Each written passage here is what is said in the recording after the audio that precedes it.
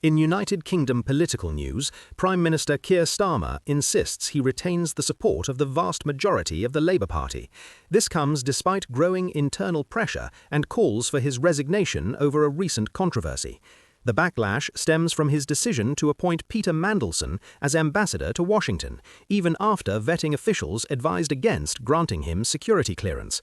Starmer brushed off the criticism, stating that loyal party members just want to get on with their jobs after waiting 14 years to return to power. A parliamentary committee will question Starmer's former chief of staff about the appointment later this week. Dozens of members of parliament are pushing back against Health Secretary Wes Streeting. They are opposing his recent move to grant himself the power to dictate what the National Health Service pays for prescription drugs. Over 30 politicians have signed a motion warning that this is a dangerous power grab. They fear the policy change will override the independent medical pricing judgments that have protected the health system from excessive costs since 1999. Critics, including former health officials and policy experts, worry this decision was made to appease American pharmaceutical companies during recent trade talks, which could ultimately force the health service to make difficult cuts elsewhere.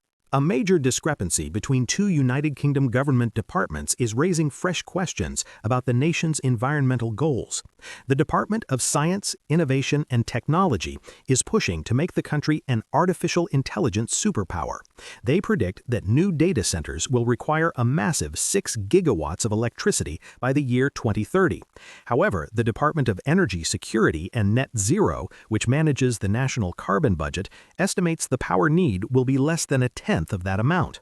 Climate researchers and policy advocates are warning that this lack of coordination could severely derail the country's long-term plans to achieve a clean, renewable energy economy.